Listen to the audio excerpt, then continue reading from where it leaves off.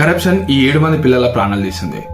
రాజస్థాన్ జలావార్లోని ఒక గవర్నమెంట్ స్కూల్లో సీలింగ్ ఇరిగిపోయి 50 మంది పిల్లల మీద పడ్డది. అక్కడికక్కడే 7 పిల్లలు చనిపోయారు.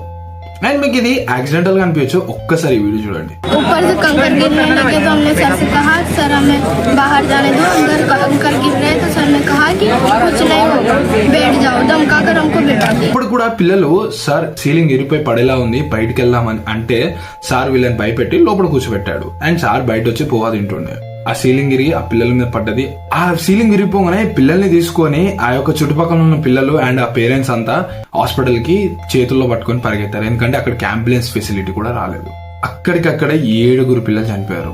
అండ్ గవర్నమెంట్ సేమ్ ఇలాగే వర్షాల వల్ల ఊడిపోయి పడ్డది అని చెప్పారు. కానీ నాకు అర్థం కాదు ఏంటంటే సేమ్ ఇలా సీలింగ్ ఎప్పుడు ఒక పొలిటీషియన్ మీద ఎందుకు పడదని. అండ్ మన ఇండియన్ ఎడ్యుకేషనల్ బడ్జెట్ వచ్చేసి 78,000 crores. అండ్ ఇవన్నీ ఎక్కడ పోతున్నాయి? ఆ యొక్క స్కూల్ టీచర్స్ జాబ్ లో అండ్ ఆ పొలిటీషియన్ జాబ్ లో.